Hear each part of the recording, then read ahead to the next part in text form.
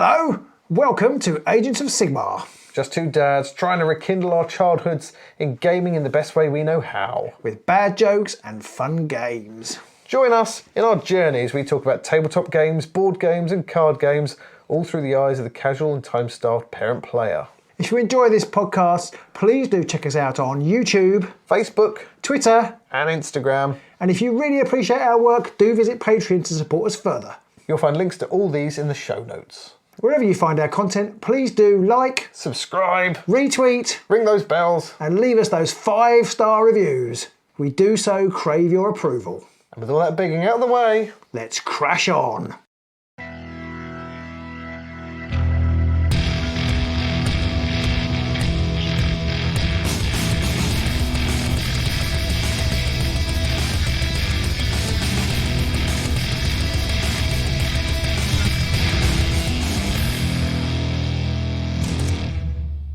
Hello! Hello, AOS fans! It's the Agents of Nethermaze.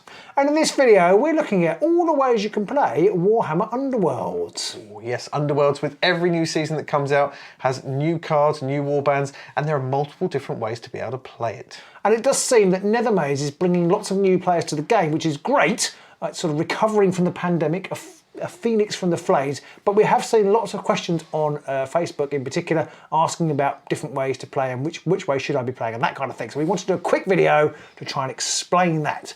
And I suppose the simplest way to play when you very first started, Pete, is... Rivals! Rivals! Rivals is a new format that they came up with in Nethermaze, well actually in Harrowdeep before this, and it basically means you can take the warband, you can take the cards that are all part of that warband's deck, they all have the warband symbol on them, and you play with that, that's it, there's no deck building. Yep, in old vernacular it was the faction-specific cards, the ones with the little sort of faction-specific symbol in the top corner, they are the cards, you just take those, so it's 32 cards, 12 objective cards, and 20 power cards, and you just play with those, and you just have to play with what they are, whether they're good, bad, indifferent, brilliant, whatever, you're just stuck with them. And there's no deck building, and it's the simplest way to get the game to the table. There are a few caveats with that. Season 1 and 2 warbands did not get full decks that came with them. So in that situation, you have to use one of the Rivals decks that GW have created. There is the Illusory Might deck. Yes, and there's the Silent Menace deck, and I would recommend never using that deck because I don't think they ever really intended it to be used that way, and it's very bad. Illusory Might is quite good, it's quite good fun,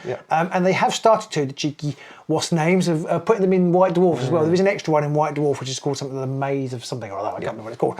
And the way the Rivals decks work in this situation is you don't use any of your warband cards at all, you just use that Rivals deck, that standalone deck on its own. There's no mix and match, it's one or the other. You either use all your warband cards or you use that rival deck, and that's pretty much it. I will say you can see those, I think, on Underworlds DB. Yeah. You'll be able to find the actual specific Rivals decks and look at what they are, including the one for White Dwarf. Somebody definitely made that for you to look at. Yeah. No spoilers there, but we do like Rivals the best. Okay, well, you say we like it the best, Pete, but there is quite a nifty, unofficial format which is gaining quite a lot of traction. It's true. And that is Rivals Plus. Now this, I think, was first implemented at Warhammer World and by Nick Baton at his Bugman's Clashes, which happen every month in Warhammer World. And the Rivals Plus is, as you might expect, it's very, very similar to Rivals, but it does have an extra little bit of flavour. Yes, basically you can take your warband deck and then you can take one other deck that is in the Rivals format. So you can take your Illusory Might deck, or you can take the Silent Menace deck, or the Essentials pack. Yeah, and the Essentials pack, I will just stress, isn't you can't use it in Rivals, true Rivals at all. It's not possible. It's too many cards and you just can't. But you can for Rivals Plus. You could supplement in, and most people do because the Essentials pack is full of some very strong cards. You could say it's essential to play the game well. And what you do then is you will build your deck using these two sets of cards. You have to have 12 objectives, you have to have 20 power cards, 10 of which are gambits and 10 of which are upgrades. But that's as far as you have to go. You then build it using whichever cards from whichever decks you want. Yes, well, just to reiterate, it is literally just your faction cards, so the ones with your symbol, and one of those decks. You can't pick and choose from those decks. It is literally, I'm going to choose Essentials, and everything is either going to be faction or Essentials. And that's it. So you basically, it's picking cards from two sources at any one time. To add a little bit of confusion here, as every year rolls on and a new season comes out, all the previous season Rivals decks will roll out as well. So at the moment, we do have those two that we've mentioned, but next year when the next season comes out, we will then lose some. We'll talk about rotation in our next way to play, yes, which is Championship. Championship! Championship is definitely the most competitive way to play in all of Underworlds. I mean, the clue's in the name, really, isn't it? Yeah, it's pretty much what they use in all their standard Championship tournaments.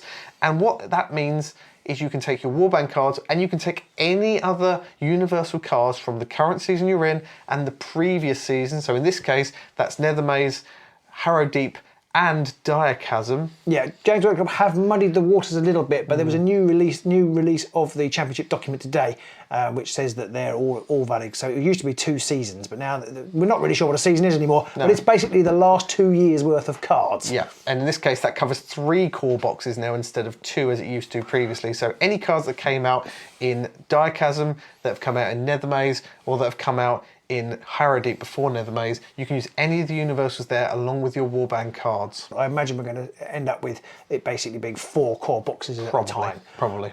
But essentially, anything that came out in the last 2 years worth of seasons, they can be used. And you can again build your deck using all the standard rules about how many objectives and power cards and upgrades you can take. Except GW do issue fairly regular what we call far lists, which is a forsaken and restricted list, which are cards are banned or restricted. Some cards are just so powerful that everybody takes them and it all gets a bit boring. Yep. Or some cards, it turned out, were worded so badly that nobody understands how they work, so they trash those. They tend to be the ones that get forsaken.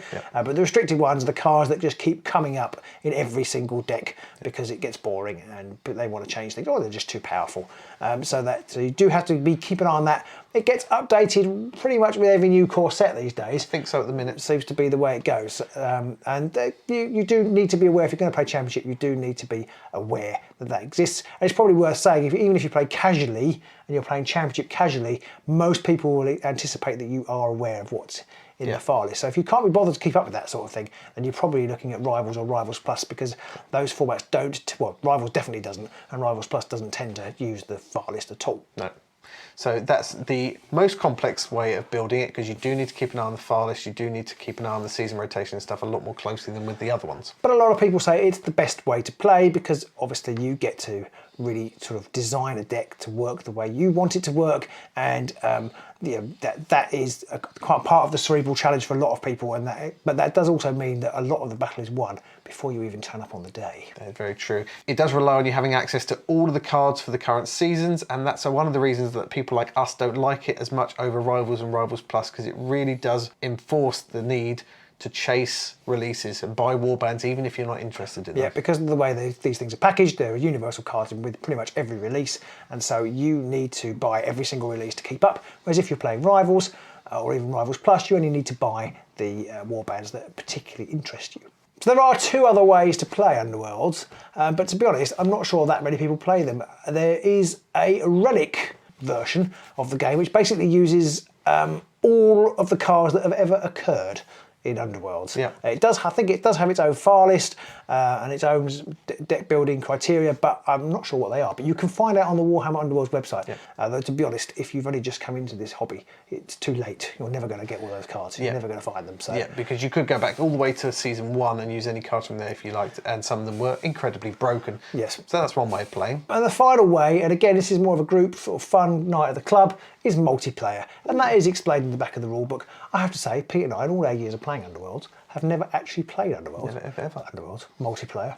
No, we never had the we chance. haven't got any friends. And the way you play multiplayer is you can pick one of the other options to choose how to build your deck. There is Rivals, Rivals Plus, Championship. Obviously, you can use any of those in there. There is one more way that we haven't described of, which is Arena Mortis, but that's almost a completely separate game. Which we're not even going to talk about. No. Try to pretend that it doesn't exist. Never, ever, ever. With all these methods, you do need to just keep an eye out on their website for new file lists and erratas, because sometimes they'll publish updates to clarify cards or to tweak things slightly if things are obviously overpowered, but you have to do that less when it's in Rivals and Rivals Plus format. Absolutely, yes. Sometimes GW add rules and then retrospectively add them to other old cards and things. You just need to be aware that an errata list exists and that you might be playing somebody who's using it, and you might have a nasty shock when your card doesn't do what you think it does. Yes. It doesn't happen that often, but it's just something to be aware of. So there you go, those are all the different ways that you can play Underworlds. Hopefully you found this video useful, but do leave a comment if you have any questions. Do like, subscribe and ring that bell. Yes, thank you for listening, and we'll see you soon on the Agents of Sigmar. Thanks for listening. We do hope you enjoyed the show. We'd like to put a special thank you out there to all our Patreon supporters for making this possible. If you do want to help support us further, please check us out on Patreon. All money pledged go straight back into making more of this content. Also, don't forget you can find us on YouTube, Facebook, Instagram, and Twitter. You'll find links in the show notes. We'll see you soon. Bye!